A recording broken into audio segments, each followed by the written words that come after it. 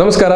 ದೃಷ್ಟಿ ಆರೋಗ್ಯ ಮಾತುಕತೆಗೆ ಸ್ವಾಗತ. ಇದು ಪ್ರಸಾದ್ ನೇತ್ರಾಲಯ ಕಣ್ಣಿನ ಸೂಪರ್ ಸ್ಪೆಷಾಲಿಟಿ ಆಸ್ಪತ್ರೆ ಅರ್ಪಿಸುವಂಥ ದೃಷ್ಟಿ ಮಾತುಕತೆ. ಇವತ್ತಿನ ಮಾತುಕತೆಯಲ್ಲಿ ನಾವು ಮೆಲ್ಲೆಗಣ್ಣು ಅಂದರೆ ಸ್ಕ್ವಿಂಟ್ ಈ ವಿಚಾರವಾಗಿ ಮಾತಾಡಲಿಕ್ಕಿದ್ದೇವೆ. ಈ ವಿಚಾರವಾಗಿ ಮಾತಾಡಲಿಕ್ಕೆ ಡಾಕ್ಟರ್ ಶಿಲ್ಪಾ ಅವರು ನಮ್ಮ ಜೊತೆಗಿದ್ದಾರೆ. ನಾನು ಶಿಲ್ಪಾ ಅವರನ್ನು ಸಮಸ್ತ ವೀಕ್ಷಕರ ಪರವಾಗಿ ಪ್ರೀತಿಪೂರ್ವಕವಾಗಿ ಈ ಒಂದು ಕಾರ್ಯಕ್ರಮಕ್ಕೆ ಸ್ವಾಗತ ಮಾಡ್ತಾ ಇದ್ದೇನೆ. ಡಾಕ್ಟರ್ ನಮಸ್ಕಾರ.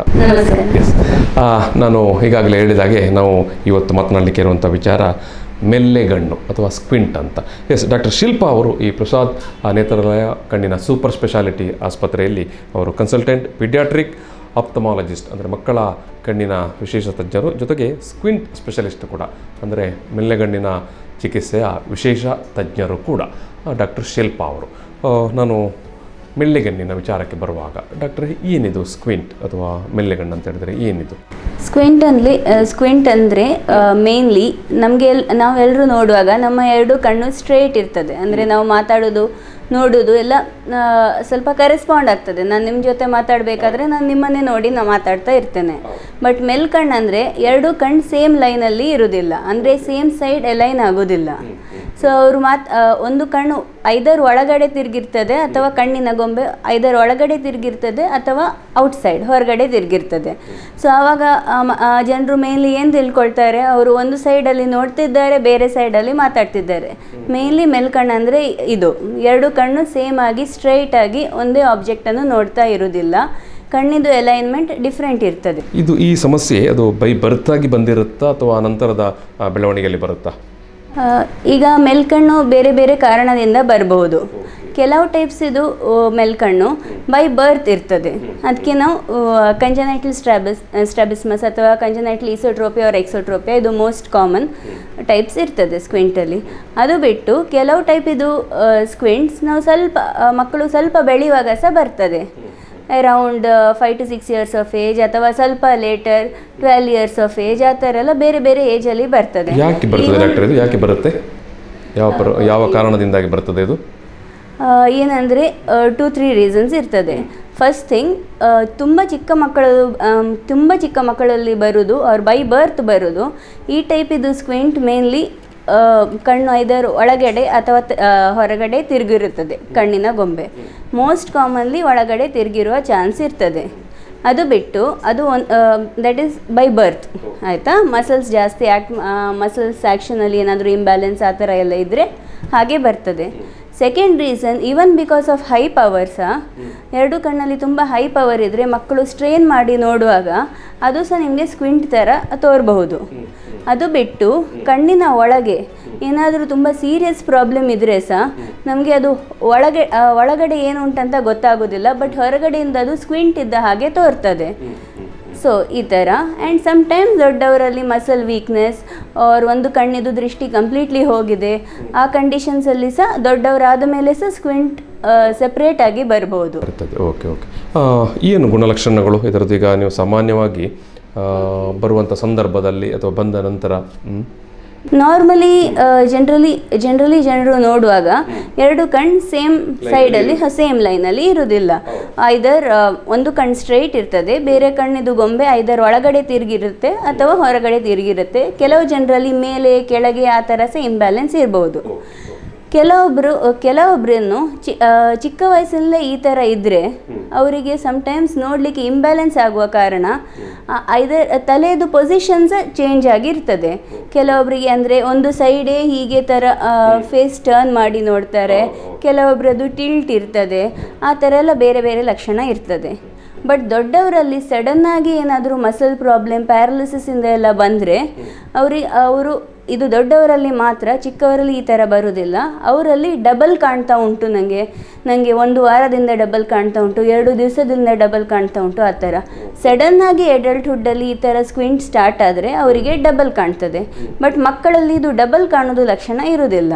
ಸೊ ಮಕ್ಕಳಲ್ಲಿ ಫೇಸ್ ನೋಡೋದಾಗಲೇ ನಮಗೆ ಸ್ಕ್ವಿಂಟ್ ಗೊತ್ತಾಗ್ತದೆ ಅಥವಾ ಪವರ್ ಇರ್ತದೆ.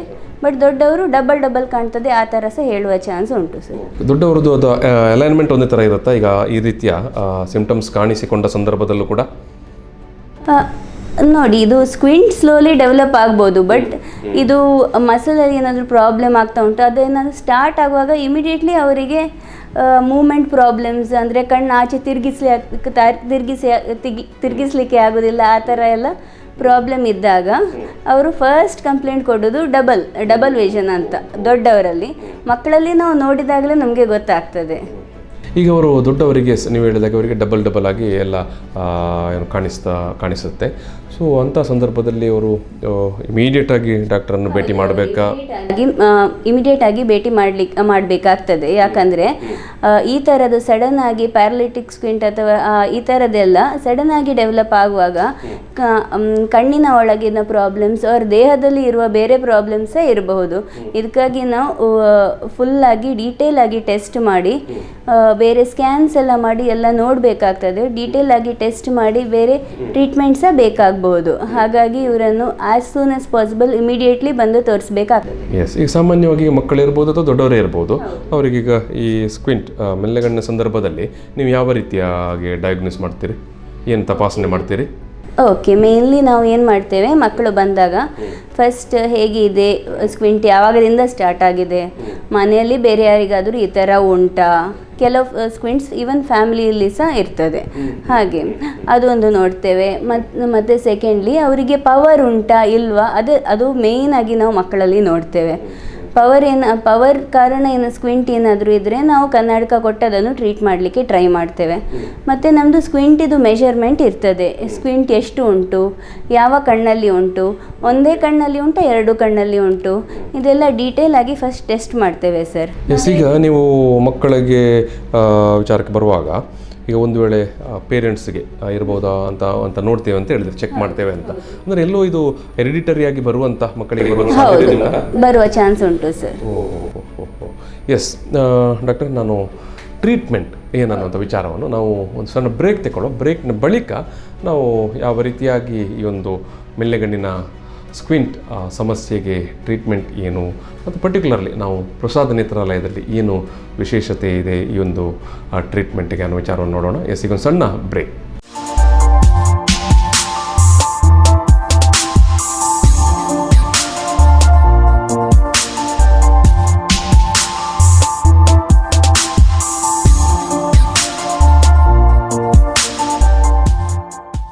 ಎಸ್, ದೃಷ್ಟಿ ಮಾತುಕತೆಯನ್ನು ಮತ್ತೆ ಮುಂದುವರಿಸ್ತಾ ಇದ್ದೇನೆ. ಪ್ರಸಾದ್ ನೇತ್ರಾಲಯ ಸೂಪರ್ ಸ್ಪೆಷಾಲಿಟಿ ಕಣ್ಣಿನ ಆಸ್ಪತ್ರೆ ಅರ್ಪಿಸುವಂಥ ಒಂದು ದೃಷ್ಟಿ ಮಾತುಕತೆ. ಈ ಮಾತುಕತೆಯಲ್ಲಿ ಡಾಕ್ಟರ್ ಶಿಲ್ಪಾ ಅವರು ಮಾತಾಡ್ತಾ ಇದ್ದಾರೆ. ಡಾಕ್ಟರ್ ಶಿಲ್ಪಾ ಅವರು ಕನ್ಸಲ್ಟೆಂಟ್ ಪೀಡಿಯಾಟ್ರಿಕ್ ಆಪ್ಥಮಾಲಜಿಸ್ಟ್ ಮತ್ತು ಅವರು ಸ್ಕ್ವಿಂಟ್ ಸ್ಪೆಷಲಿಸ್ಟ್ ಕೂಡ. ಮಕ್ಕಳ ಕಣ್ಣಿನ ವಿಶೇಷ ತಜ್ಞರು, ಜೊತೆಗೆ ಮೆಲ್ಲೆಗಣ್ಣಿನ ವಿಶೇಷ ತಜ್ಞರು ಕೂಡ. ಈಗಾಗಲೇ ಹೇಳಿದರು ಯಾವ ಕಾರಣಕ್ಕಾಗಿ ಮೆಲ್ಲೆಗಣ್ಣು ಅಥವಾ ಸ್ಕ್ವಿಂಟ್ ಬರುತ್ತೆ ಅಂತ ಮತ್ತು ಯಾವ ರೀತಿ ತಪಾಸಣೆ ಅಂತ. ಎಸ್ ಡಾಕ್ಟರ್, ಈಗ ಟ್ರೀಟ್ಮೆಂಟಿಗೆ ಬರುವಾಗ ಯಾವ ರೀತಿಯ ಟ್ರೀಟ್ಮೆಂಟ್ ಅವರಿಗೆ? ಸರ್ಜರಿ ಬೇಕಾ, ಸರ್ಜರಿ ಇಲ್ಲದೆ ಟ್ರೀಟ್ಮೆಂಟ್ ಇರುತ್ತಾ, ಕೇವಲ ಕನ್ನಡಕದಲ್ಲಿ ಸುಧಾರಿಸಲಿಕ್ಕೆ ಆಗುತ್ತಾ, ಹೇಗೆ? ನೋಡಿ ಸರ್, ಬೇರೆ ಬೇರೆ ಟೈಪ್ ಇದು ಸ್ಕ್ವಿಂಟ್ಸ್ ಇರುತ್ತೆ. So mainly treatment of squint ಯಾವ ಟೈಪ್ ಇದು ಸ್ಕ್ವಿಂಟ್ ಇದೆ ಅದರ ಮೇಲೆ ಡಿಪೆಂಡ್ ಆಗುತ್ತೆ ಸರ್. ಈಗ ನಾವು ಮಕ್ಕಳಲ್ಲಿ ನೋಡುವಂಥದ್ದು ತುಂಬ ಚಿಕ್ಕ ವಯಸ್ಸಲ್ಲಿ ಮಕ್ಕಳಿಗೆ ಬರುವ ಸ್ಕ್ವಿಂಟ್, ಮೇನ್ಲಿ ಅದು ಕಣ್ಣಿನ ಗೊಂಬೆ ಒಳಗೆ ತಿರುಗಿರುತ್ತೆ. ಈ ಥರದ ಸ್ಕ್ವಿಂಟ್ ಇದ್ದರೆ ನಾವು ಆದಷ್ಟು ಬೇಗ ಆಪರೇಷನ್ ಮಾಡಿ ಶಸ್ತ್ರಚಿಕಿತ್ಸೆ ಮಾಡಿ ಅದನ್ನು ಕಣ್ಣನ್ನು ನೇರ ಮಾಡಬೇಕಾಗ್ತದೆ ಸರ್. ಇನ್ ಕೇಸ್ ನಾವು ಈ ಥರ ಮಾಡಲಿಲ್ಲ ಆದರೆ ಅವರಿಗೆ ಅದು ಒಳಗೆ ತಿರುಗಿ ಇದ್ದದ್ದು ಕಣ್ಣಲ್ಲಿ ದೃಷ್ಟಿ ಕಳ್ಕೊಳ್ಳುವ ಸಾಧ್ಯತೆ ಸಹ ಇರ್ತದೆ. ಇದನ್ನು ನಾವು ಸೋಮೇರಿ ಕಣ್ಣಂತ ಹೇಳ್ತೇವೆ. ಯಾಕಂದರೆ ಕಣ್ಣಿನ ದೃಷ್ಟಿದು ಬೆಳವಣಿಗೆ ಆಗುವಾಗ ಎರಡು ಕಣ್ಣು ನೇರ ನೋಡ್ತಾ ಇರಬೇಕು ಸರ್. ಅದರಲ್ಲಿ ಯಾವುದಾದ್ರೂ ಒಂದು ಕಣ್ಣು ಬೇರೆ ಕಡೆಯಲ್ಲಿ ಎಲ್ಲಾದರೂ ತಿರುಗಿದ್ರೆ ನಮ್ಮ ಬ್ರೈನಿಗೆ ಆ ಕಣ್ಣಿಂದ ಕರೆಕ್ಟಾಗಿ ಇನ್ಫಾರ್ಮೇಷನ್ ಹೋಗೋದಿಲ್ಲ. ಸೊ ಹಾಗಾಗಿ ಆ ಕಣ್ಣಿದು ವಿಷನ್ ಡೆವಲಪ್ಮೆಂಟ್ ಅಥವಾ ದೃಷ್ಟಿ ಡೆವಲಪ್ಮೆಂಟ್ ಸರಿಯಾಗಿ ಆಗೋದಿಲ್ಲ. ಸೊ ತುಂಬ ಚಿಕ್ಕ ಮಕ್ಕಳಲ್ಲಿ ಇದು ಇರುವ ಸ್ಕ್ವಿಂಟನ್ನು ಸರ್ಜರಿ ಮೂಲಕವೇ ಟ್ರೀಟ್ಮೆಂಟ್ ಮಾಡಲಿಕ್ಕೆ ಆಗ್ತದೆ ಸರ್. ಅದು ಒಂದು ಥರದ ಸ್ಕ್ವಿಂಟ್ ಸರ್. ಸೆಕೆಂಡ್ ಏನಂದರೆ, ಕೆಲವು ಮಕ್ಕಳಲ್ಲಿ ನಾವು ನೋಡ್ತೇವೆ ಹೈ ಪವರ್ ಇದ್ದವರಲ್ಲಿ ಈ ಪವರ್ ಕಾರಣ ಸಹ ಅವರಿಗೆ ಸ್ಕ್ವಿಂಟ್ ಥರ ಕಣ್ಣು ಹತ್ತಿರದ ಕೆಲಸ ಎಲ್ಲ ಮಾಡುವಾಗ ಎರಡು ಕಣ್ಣು ಒಳಮುಖ ತಿರುಗಿದ ಹಾಗೆ ಕಾಣ್ಬೋದು ಸರ್. ಇಂಥ ಮಕ್ಕಳಲ್ಲಿ ನಾವು ಫಸ್ಟ್ ಡ್ರಾಪ್ಸ್ ಹಾಕಿ ಅವರಿಗೆ ಫುಲ್ಲಾಗಿ ಎಷ್ಟು ಪವರ್ ಉಂಟಂತ ನೋಡ್ತೇವೆ. ಇಂಥ ಮಕ್ಕಳಲ್ಲಿ ನಾವು ಕನ್ನಡಕ ಹಾಕಿದರೆ ಅವರ ಕಣ್ಣು ಕನ್ನಡಕದಲ್ಲಿ ನೋಡುವಾಗ ಸ್ಟ್ರೈಟ್ ಇರುತ್ತೆ. ಇಂಥ ಮಕ್ಕಳನ್ನು ನಾವು ಓನ್ಲಿ ಥ್ರೂ ಕನ್ನಡಕ ಟ್ರೀಟ್ ಮಾಡಲಿಕ್ಕೆ ಟ್ರೈ ಮಾಡ್ತೇವೆ ಸರ್. ಅವರಲ್ಲಿ ದೊಡ್ಡವರ ಒಂದು ವೇಳೆ ಈಗ ಅವರಿಗೆ ಮಕ್ಕಳಿಗೆ ದೃಷ್ಟಿ ಕಡಿಮೆ ಇದ್ದಾಗ ದೃಷ್ಟಿ ಕಡಿಮೆ ಇದ್ದಾಗ ನಾವು ದೃಷ್ಟಿಯನ್ನು ಇಂಪ್ರೂವ್ಮೆಂಟ್ ಮಾಡಲಿಕ್ಕೆ ಕೆಲವು ಥೆರಪೀಸ್ ಕೊಡ್ತೇವೆ ಸರ್. ಆ ಥೆರಪಿ ಆದ ಮೇಲೆ ನಾವು ಸ್ಕ್ವಿಂಟಿದು ಆಪ್ರೇಷನ್ ಮಾಡ್ತೇವೆ. ಇದನ್ನು ಬಿಟ್ಟು ಕೆಲವೊಬ್ಬರಿಗೆ ದೊಡ್ಡವರಲ್ಲಿ ಅದು ಸ್ವಲ್ಪ 18 ಇಯರ್ಸ್ ಎಲ್ಲ ಕ್ರಾಸ್ ಆದವರಲ್ಲಿ ಸಹ ಚಿಕ್ಕ ವಯಸ್ಸಲ್ಲಿ ಏನಾದರೂ ದೃಷ್ಟಿ ನರದಲ್ಲಿ ಡ್ಯಾಮೇಜ್ ಆಗಿದೆ, ದೃಷ್ಟಿ ಇಲ್ಲ, ಆ ಸಿಚುವೇಶನ್ ಬಂದರೂ ಸಹ ಸ್ಕ್ವಿಂಟ್ ಡೆವಲಪ್ ಆಗುವ ಚಾನ್ಸ್ ಇರ್ತದೆ ಸರ್. ಅಂದರೆ ಆ ಕಣ್ಣಲ್ಲಿ ದೃಷ್ಟಿ ತುಂಬ ಕಡಿಮೆ ಆದರೆ ಕಣ್ಣು ಅದರಷ್ಟಕ್ಕೆ ಐದರ್ ಕಣ್ಣಿನ ಗೊಂಬೆ ಅದರಷ್ಟಕ್ಕೆ ಹೊರಗಡೆ ಅಥವಾ ಒಳಗಡೆ ತಿರುಗತ್ತೆ. ಇಂಥವರಿಗೆ ದೃಷ್ಟಿ ವಾಪಸ್ ತರಲಿಕ್ಕೆ ಆಗೋದಿಲ್ಲ. ಆದರೂ ನಾವು ಕಾಸ್ಮೆಟಿಕ್ ಆಗಿ ಸಹ ಅವರನ್ನು ಕಣ್ಣನ್ನು ಸ್ಟ್ರೈಟ್ ಮಾಡಿ ನಾವು ಅವರಿಗೆ ಸ್ವಲ್ಪ ಅಟ್ಲೀಸ್ಟ್ ಅವರ ಕಾನ್ಫಿಡೆನ್ಸಿಗೆ, ಅವರ ಜಾಬ್ ಸೆಟ್ ಅಂದರೆ ಜನರನ್ನು ಮೀಟ್ ಆಗುವಾಗ ಅವರಿಗೆ ಒಂಥರ ಎಂಬಾರಸ್ಮೆಂಟ್ ಆಗಬಾರ್ದು, ಆ ಥರ ಸಹ ನಾವು ಕಾಸ್ಮೆಟಿಕ್ ರೀಸನಿಗೆ ಸಹ ಸ್ಕ್ವಿಂಟ್ ಕರೆಕ್ಟ್ ಮಾಡ್ತೇವೆ ಸರ್.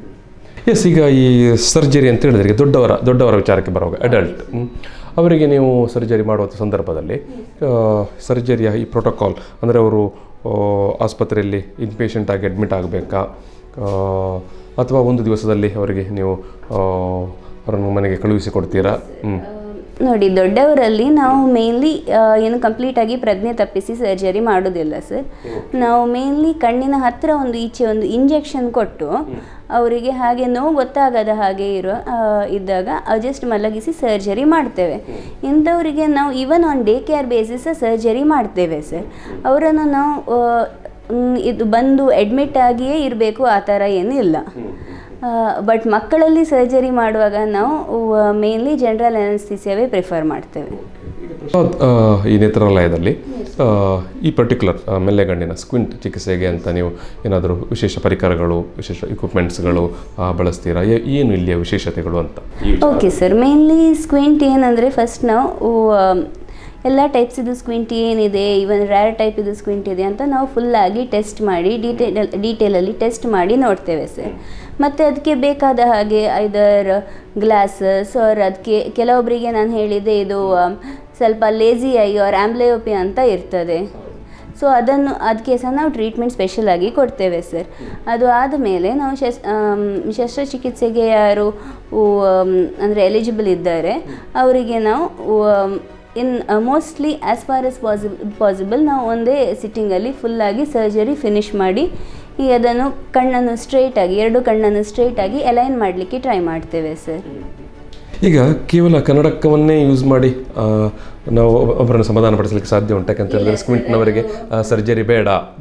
ಕೆಲವರು ಬಂದು ಕೇಳ್ಬೋದು ನಿಮ್ಮ ಹತ್ರ, ಡಾಕ್ಟ್ರೇ ನಾನು ಬರೀ ಕನ್ನಡಕ ಕೊಡಿ, ನನಗೆ ಸಾಕು, ಸರ್ಜರಿ ಬೇಡ ಅಂತ. ಹೌದು ಸರ್, ತುಂಬ ಜನರು ಕೇಳ್ತಾರೆ. ಆದರೂ ಕನ್ನಡಕ as a treatment only one type of ಸ್ಕ್ವಿಂಟಲ್ಲಿ ನಡೆಯುತ್ತೆ ಸರ್. ಟೋಟ್ಲಿ ಅಬೌಟ್ ಅದು ನನ್ನ ಚಿಕ್ಕ ಮಕ್ಕಳಲ್ಲಿ ಕೆಲವೊಬ್ಬರಿಗೆ ನಾನು ಹೇಳಿದೆ ಅಲ್ಲ, ಪವರ್ ಇದ್ದವರಿಗೆ ಒಮ್ಮೊಮ್ಮೆ ಕಣ್ಣು ಕ್ರಾಸ್ ಇದ್ದ ಹಾಗೆ ಕಾಣ್ತದೆ.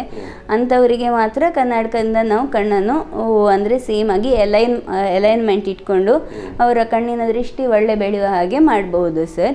ಎಲ್ಲ ಟೈಪ್ ಸ್ಕ್ವಿಂಟನ್ನು ನಾವು ಕನ್ನಡಕ ಮೂಲಕ ಸ್ಟ್ರೈಟ್ ಮಾಡಲಿಕ್ಕೆ ಆಗೋದಿಲ್ಲ.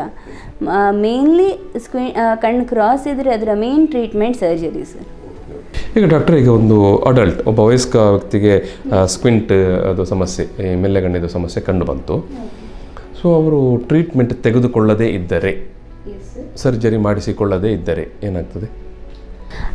ಎಡಲ್ಟಿಗೆ ಎಡಲ್ಟ್ಸಲ್ಲಿ ಏನಂದರೆ first of all full vision development by 8 to 10 years ಫುಲ್ಲಾಗಿ ವಿಷನ್ ಡೆವಲಪ್ಮೆಂಟ್ ಆಗಿರುತ್ತೆ. So just because of squint ಅವರ ವಿಷನಿಗೆ ಏನು ತೊಂದರೆ ಬರೋದಿಲ್ಲ sir. But mainly in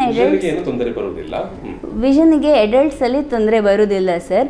but ಅದೇ ಪಾಯಿಂಟ್ ಮೋಸ್ಟ್ ಇಂಪಾರ್ಟೆಂಟ್ಲಿ ಮಕ್ಕಳಲ್ಲಿ ಸ್ಕ್ವಿಂಟ್ ಇದ್ದರೆ ತೊಂದರೆ ಬರುವ ತುಂಬ ಹೈ ಚಾನ್ಸಸ್ ಇರ್ತದೆ. ಯಾಕಂದರೆ ಮಕ್ಕಳಲ್ಲಿ ಫುಲ್ ದೃಷ್ಟಿ ಡೆವಲಪ್ ಆಗಿರೋದಿಲ್ಲ. ಸೊ ಆ ಟೈಮಲ್ಲಿ ಸ್ಕ್ವಿಂಟ್ ಇದ್ದರೆ ಅವರಿಗೆ ಆ ಕಣ್ಣಲ್ಲಿ ದೃಷ್ಟಿ ಸರಿಯಾಗಿ ಡೆವಲಪ್ ಆಗೋದು ಚಾನ್ಸ್ ತುಂಬ ಕಡಿಮೆ.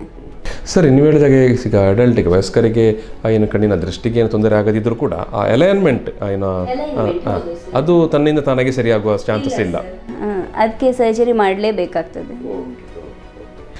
ಎಸ್ ಡಾಕ್ಟ್ರೆ, ನಾನು ಮೆಲ್ಲೆಗಣ್ಣಿನ ವಿಚಾರದಲ್ಲಿ ಅನೇಕ ವಿಚಾರಗಳನ್ನು ನಾವು ಮಾತಾಡಿದೆವು. ಒಂದು ಸರ್ಜರಿ ಎಲ್ಲ ಆದ ನಂತರ ಮತ್ತೆ ಇನ್ನೊಮ್ಮೆ ಸಮಸ್ಯೆಯಾಗಿ ಬರುವಂಥದ್ದು, ರಿಪೀಟ್ ಆಗುವಂಥದ್ದು ಏನಾದರೂ ಸಾಧ್ಯತೆ, ಪಾಸಿಬಿಲಿಟೀಸ್ ಇರ್ತದಾ? ಸರ್, ಈ ಥರ ಎಲ್ಲ ಕೇಸಸ್ಸಲ್ಲಿ ಆಗೋದಿಲ್ಲ ಸರ್. ಬಟ್ ಮೇನ್ಲಿ ಒಂದು ಸ್ಪೆಸಿಫಿಕ್ ಟೈಪ್ ಆಫ್ ಕೇಸಸ್ಸಲ್ಲಿ ಆಗುವ ತುಂಬ ಹೈ ಚಾನ್ಸ್ ಇದೆ. ಏನಂದರೆ ಕೆಲವೊಬ್ಬರಿಗೆ ಏನಾದರೂ ಕಣ್ಣಿದು ವಿಷನ್ ಡ್ಯಾಮೇಜ್ ಆಗಿದೆ, ಆಯಿತಾ, ನಾವು ಅಂಥವ್ರನ್ನು ಬೇರೆ ಕಣ್ಣಲ್ಲಿ ದೃಷ್ಟಿ ಒಳ್ಳೆಯದಿದೆ, ಈ ಥರ ಇಂಬ್ಯಾಲೆನ್ಸ್, ವಿಷನಲ್ಲಿ ಇಂಬ್ಯಾಲೆನ್ಸ್ ಇದ್ದಾಗ ಅವರಿಗೆ ಸ್ಕ್ವಿಂಟ್ ಬರ್ತದೆ. ಅಂಥವರನ್ನು ನಾವು ಒಮ್ಮೆ ಸರ್ಜರಿ ಮಾಡಿ ಸ್ಟ್ರೈಟ್ ಮಾಡ್ತೇವೆ. ಬಟ್ ಇಂಥವರಲ್ಲಿ ದೃಷ್ಟಿ ಕಡಿಮೆ ಇದ್ದವರಲ್ಲಿ ನಾವು ಸರ್ಜರಿ ಮಾಡಿದ ಮೇಲೆ ಒಂದು ಸ್ವಲ್ಪ ಸ್ಕ್ವಿಂಟ್ ಇನ್ನು ಸಬ್ಸ್ಕ್ವೆಂಟ್ ಇಯರ್ಸಲ್ಲಿ ಪುನಃ ಬರುವ ಚಾನ್ಸ್ ಇರ್ತದೆ. ಅಂದರೆ ನಾರ್ಮಲ್ ಜನರಿಗಿಂತ ಸ್ವಲ್ಪ ಜಾಸ್ತಿ. ಬಟ್ ಎಲ್ಲ ಕೇಸಸಲ್ಲಿ ಬರೋದಿಲ್ಲ ಸರ್, ಬರೋದು ತುಂಬ ಕಡಿಮೆ. ಈಗ ತೀರಾ ತುಂಬ ವಯಸ್ಸಾದವರಿಗೆ, ಒಂದು 80 ಪ್ಲಸ್ ಅಥವಾ 90 ಹೀಗೆ ದಾಟಿದವರಿಗೆ ಸಡನ್ ಆಗಿ ಸ್ಕ್ವಿಂಟಿದ್ದು ಸಮಸ್ಯೆ ಕಾಣಿಸಿಕೊಳ್ಳೋದು ಸಾಧ್ಯತೆ ಇರ್ತದೆ? ಹೌದು ಸರ್. ಬಟ್ ಸಡನ್ ಆಗಿ ಬರುವುದಂದರೆ ಯೂಶ್ವಲಿ ಅದು ಕಣ್ಣಿನ ಪ್ರಾಬ್ಲಮ್ ಮಾತ್ರ ಇರೋದಿಲ್ಲ, ಸಮ್ಟೈಮ್ಸ್ ನರ ಪ್ರಾಬ್ಲಮಿಂದ ಸಹ ಬರ್ಬೋದು ಸರ್.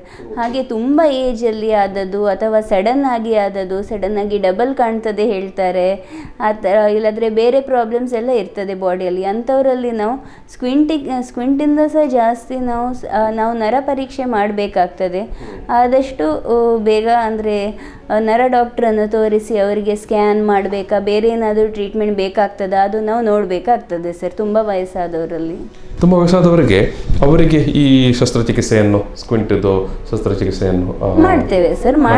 ಹೌದು ಸರ್, ಮಾಡ್ತೇವೆ. ಮಾಡಿ ಅವರು ಮತ್ತೆ ಯಥಾಸ್ಥಿತಿಯಾಗಿ ನಾರ್ಮಲ್ ಇದಕ್ಕೆ ಸ್ಟೇಜಿಗೆ ಬರ್ತಾರೆ. ಹೌದು ಡಾಕ್ಟ್ರಿಗೆ ಕಣ್ಣಿನ ರಕ್ಷಣೆ ವಿಚಾರಕ್ಕೆ ಬರುವಾಗ ನಾವು ಒಂದಷ್ಟು ಮುಂಜಾಗರೂಕತೆ ಅಂತ ನೀವು ಹೇಳ್ತೀರಿ. ಸ್ಕ್ವಿಂಟ್ ಬರಬಾರದು ಅನ್ನುವ ಕಾರಣಕ್ಕಾಗಿ ಏನಾದರೂ ನಾವು ಮುನ್ನೆಚ್ಚರಿಕೆ ವಹಿಸಬೇಕಾದಂಥ ಏನಾದರೂ ಉಂಟಾ ಪ್ರಿಕಾಷನ್ಸ್? ಹಾಗೆ ಸ್ಪೆಸಿಫಿಕ್ ಆಗಿ ಏನಿಲ್ಲ ಸರ್. ಓನ್ಲಿ ಥಿಂಗ್, ಕೆಲವೊಬ್ಬರಿಗೆ ಒಂದು ಪರ್ಟಿಕ್ಯುಲರ್ ಟೈಪ್ ಆಫ್ ಸ್ಕ್ವಿಂಟ್ ಅದು ಏನಂದರೆ ಎಲ್ಲ ಟೈಮ್ ಇರುವುದಿಲ್ಲ, ಸಮ್ ಟೈಮ್ಸ್ ಮಾತ್ರ ಇರ್ತದೆ, ಇಂಟರ್ಮಿಟೆಂಟ್ ಆಗಿ ಇರ್ತದೆ. ಅಂಥವರಲ್ಲಿ ನಾವು ಏನಾದರೂ ನೋಡುವಾಗ, ನಾವು ಟೆಸ್ಟ್ ಮಾಡುವಾಗ ಅದು ಎಲ್ಲಾದರೂ ನಾವು ನೋಡಿದರೆ ಅದಕ್ಕೆ ಕೆಲವು ಎಕ್ಸಸೈಸಸ್ ಕೊಡ್ತೇವೆ. ಇದು ಎಕ್ಸಸೈಸಸ್ ಏನಂದರೆ ಸ್ಕ್ವಿಂಟಿದು ಟ್ರೀಟ್ಮೆಂಟಿಗಲ್ಲ, ಸ್ಕ್ವಿಂಟ್ ಇನ್ನೂ ಫಾಸ್ಟಾಗಿ ಡೆವಲಪ್ ಆಗಬಾರ್ದು, ಸ್ವಲ್ಪ ಡಿಲೇ ಮಾಡೋದಕ್ಕೆ ಅಥವಾ ಸರ್ಜರಿನೂ ಸ್ವಲ್ಪ ಮುಂದುವರಿಸಲಿಕ್ಕೆ, ಹಾಗೆ ಮಾತ್ರ. ಅದು ಓನ್ಲಿ ಒನ್ ಟೈಪ್ ಆಫ್ ಸ್ಕ್ವಿಂಟಲ್ಲಿ ಈ ಥರ ಬರ್ತದೆ. ಏನು ಎಕ್ಸಸೈಸ್ ಅನ್ನು ಹೇಳ್ತೀರಿ ನೀವು ಸಾಮಾನ್ಯವಾಗಿ?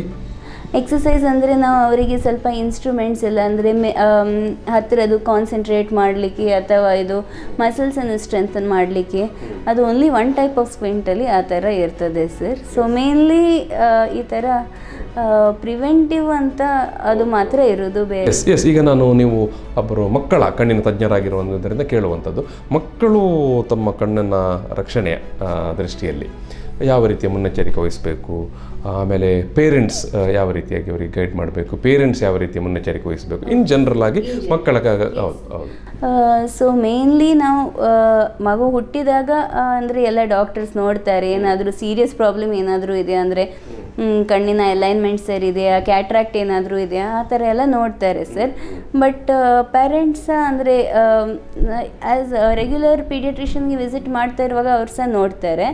ಬಟ್ ಕಂಪಲ್ಸರಿಲಿ ಎಲ್ಲ ಮಕ್ಕಳಲ್ಲಿ ಅಟ್ಲೀಸ್ಟ್ ಸ್ಕೂಲ್ಗೆ ಸೇರುವ ಮೊದಲು ಅಥವಾ at least by 3 years of age ಒಮ್ಮೆ ಮಕ್ಕಳ ಡಾಕ್ಟ್ರಿಗೆ ತೋರಿಸಿ, ಅಂದರೆ ಮಕ್ಕಳ ಕಣ್ಣಿನ ಡಾಕ್ಟ್ರಿಗೆ ತೋರಿಸಿ ಪವರ್ ಏನಾದರೂ ಇದೆಯಾ ಅದನ್ನು ಒಮ್ಮೆ ಫುಲ್ಲಾಗಿ ಡೀಟೇಲಾಗಿ ಟೆಸ್ಟ್ ಮಾಡಿ, ಇನ್ ಕೇಸ್ ಅವಶ್ಯಕತೆ ಇದ್ದರೆ ಸ್ಕೂಲ್ ಜಾಯ್ನ್ ಆಗುವ ಮೊದಲೇ ಅವರಿಗೆ ಗ್ಲಾಸಸ್ ಅವ್ರು ಬೇರೆ ಏನಾದರೂ ಟ್ರೀಟ್ಮೆಂಟ್ ಬೇಕಾದರೆ ಮಾಡಿಸೋದು ಬೆಸ್ಟ್ ಸರ್. ಎಸ್, ಅದು ಒಂದು ವಿಚಾರ. ನೆಕ್ಸ್ಟ್, ಈಗ ಸ್ಕೂಲಿಗೆ ಹೋಗ್ತಾ ಇರುವಂಥ ಮಕ್ಕಳು, ಸ್ವಲ್ಪ ದೊಡ್ಡ ಮಕ್ಕಳು, ಅವರ ಡೇ ಟು ಡೇ ಆ್ಯಕ್ಟಿವಿಟೀಸಲ್ಲಿ ಕಣ್ಣಿನ ರಕ್ಷಣೆ ಬಗ್ಗೆ ಏನು ಮುನ್ನೆಚ್ಚರಿಕೆ ವಹಿಸಬೇಕು, ಯಾವುದಕ್ಕೆ ಎಕ್ಸ್ಪೋಸ್ ಆಗ್ಬೋದು, ಆಗಬಾರ್ದು, ಈ ವಿಚಾರಕ್ಕೆ ಬರುವಾಗ? ಸೊ ಮೇನ್ಲಿ ಈಗ ಎಲ್ಲ ಪೇರೆಂಟ್ಸ್ ಕೇಳೋದು ಒಂದೇ, ಅಂದರೆ ಆನ್ಲೈನ್ ಕ್ಲಾಸಸ್ ಎಲ್ಲ ಆಯಿತು, ಡಿಜಿಟಲ್ ಡಿವೈಸಸ್ ಜಾಸ್ತಿ ಯೂಸ್ ಮಾಡ್ತಾರೆ, ನಿಯರ್ ಡಿವೈಸಸ್ ಮೊಬೈಲ್ ಎಲ್ಲ ಜಾಸ್ತಿ ಯೂಸ್ ಮಾಡ್ತಾರೆ. ಅದರಿಂದ ಕಣ್ ಸ್ಟ್ರೈನ್ ಡೆವಲಪ್ ಆಗುವ ಚಾನ್ಸ್ ಇರ್ತದೆ. ಕಣ್ಣಿನ ಮಸಲ್ಸ್ ಮೇಲೆ ಸ್ವಲ್ಪ ಜಾಸ್ತಿ ಸ್ಟ್ರೆಸ್ ಬಿದ್ದು ಅದರಲ್ಲಿ ಸ್ವಲ್ಪ ಇದು ಪವರ್ ತುಂಬ ಫಾಸ್ಟಾಗಿ ಇನ್ಕ್ರೀಸ್ ಆಗೋದು ಅಥವಾ ಈ ಥರ ಎಲ್ಲ ಪ್ರಾಬ್ಲಮ್ಸ್ ಬರುವ ಚಾನ್ಸ್ ಇರ್ತದೆ sir. So regularly at least yearly checkup ಮಾಡ್ತಾ ಇರೋದು ಒಳ್ಳೆಯದು. ಸೆಕೆಂಡ್ಲಿ ಆದಷ್ಟು ಜಾಸ್ತಿ ಸ್ವಲ್ಪ ಔಟ್ಡೋರ್ ಆ್ಯಕ್ಟಿವಿಟೀಸ್, ಸ್ವಲ್ಪ ಓಡಾಡೋದು, ಸ್ವಲ್ಪ ಹೊರಗೆ ಸ್ವಲ್ಪ ಔಟ್ಡೋರ್ ಆ್ಯಕ್ಟಿವಿಟೀಸ್ ಜಾಸ್ತಿ ಮಾಡೋದು ಬೆಸ್ಟ್. Okay okay. ಈಗ ಮಳೆಯ ಸಂದರ್ಭದಲ್ಲಿ ಏನಾದರೂ, ಮಳೆಗಾಲದಲ್ಲಿ ಏನಾದರೂ ಮಕ್ಕಳು ಕಣ್ಣಿನ ಜಾಗರೂಕತೆ ಮಾಡುವಂಥದ್ದು ಏನಾದರೂ ಉಂಟಾ ಪರ್ಟಿಕ್ಯುಲರ್ಲಿ? ಬೇಕಾದಷ್ಟು ಆಟ ಆಡಲಿಕ್ಕೆ ಹೋಗ್ತಾರೆ ಕೆಲವು ಸಂದರ್ಭದಲ್ಲಿ, ಮಳೆ ಬರ್ತಾ ಇರ್ತದೆ, ತೊಂದರೆ ಇಲ್ವಾ? ಮಳೆ ಅಂದರೆ ಮಳೆಯಿಂದ ಹಾಗೆ ಏನಿಲ್ಲ ಸರ್, ಬಟ್ ಮಳೆಗಾಲದಲ್ಲಿ ಸ್ವಲ್ಪ ಇನ್ಫೆಕ್ಷನ್ಸ್ ಎಲ್ಲ ಜಾಸ್ತಿ ಇರ್ತದೆ. ಸೊ ಆ ಥರ ಯಾರಿಗಾದರೂ ರೆಡ್ ಐಸ್ ಇದೆ ಅಥವಾ ಕಣ್ಣಿಂದ ನೀರು ಬರೋದು, ಡಿಸ್ಚಾರ್ಜ್ ಬರೋದು, ಆ ಥರ ಎಲ್ಲಾದರೂ ಇದ್ದರೆ ಅವ್ರ ಜೊತೆ ಅಂದರೆ ಆಡುವಾಗ ಎಲ್ಲ ಅದು ಹರಡುವ ಚಾನ್ಸ್ ಇರ್ತದೆ sir, mainly infection. Okay okay okay okay. So ಅದರ ಬಗ್ಗೆ ಸ್ವಲ್ಪ ಜಾಗರೂಕತೆ ವಹಿಸಿಕೊಳ್ಬೇಕು. S S. ವೀಕ್ಷಕರೇ, ಅನೇಕ ವಿಚಾರವನ್ನು ನಾವು ಮಾತಾಡಿದೆವು. ಮುಖ್ಯವಾಗಿ ಮೆಲ್ಲೆಗಣ್ಣು, ಸ್ಕ್ವಿಂಟ್, ಇದಕ್ಕೆ ಏನು ಪರಿಹಾರ ಮತ್ತು ಪರ್ಟಿಕ್ಯುಲರ್ಲಿ ಪ್ರಸಾದ್ ನೇತ್ರಾಲಯಕ್ಕೆ ಬಂದರೆ ಯಾವ ರೀತಿ ಚಿಕಿತ್ಸೆ, ಎಲ್ಲ ವಿಚಾರವನ್ನು ಡಾಕ್ಟರ್ ಶಿಲ್ಪಾ ಅವರು ತುಂಬ ಸವಿವರವಾಗಿ ನಮ್ಮ ಜೊತೆಗೆ ಹಂಚಿಕೊಂಡರು. ಜೊತೆಗೆ ಮಕ್ಕಳು ಕೂಡ ಅವರ ಕಣ್ಣನ್ನು ಯಾವ ರೀತಿಯಾಗಿ ಸಂರಕ್ಷಣೆ ಮಾಡಿಕೊಳ್ಳಬೇಕು ಅನ್ನೋ ವಿಚಾರವಾಗಿ ಕೂಡ. ಎಸ್ ಡಾಕ್ಟರ್, ನಾನು ಈ ಒಂದು ಮಾತುಕತೆಯನ್ನು ಮುಗಿಸುವ ಸಂದರ್ಭದಲ್ಲಿ ನಮ್ಮ ಸಮಸ್ತ ವೀಕ್ಷಕರ ಪರವಾಗಿ ಪ್ರೀತಿಪೂರ್ವಕವಾದ ಧನ್ಯವಾದಗಳು ಡಾಕ್ಟ್ರೇ. Thank you. ಎಸ್, ನಾನು ಈ ಒಂದು ದೃಷ್ಟಿ ಮಾತುಕತೆಯಲ್ಲಿ ಸಮಾಪನ ಮಾಡ್ತಾ ಇದ್ದೇನೆ. ಇದು ಪ್ರಸಾದ್ ನೇತ್ರಾಲಯ ಕಣ್ಣಿನ ಸೂಪರ್ ಸ್ಪೆಷಾಲಿಟಿ ಆಸ್ಪತ್ರೆ ಅರ್ಪಿಸುವಂಥ ದೃಷ್ಟಿ ಮಾತುಕತೆಯನ್ನು ಸಮಾಪನ ಮಾಡ್ತೇನೆ. Thank you.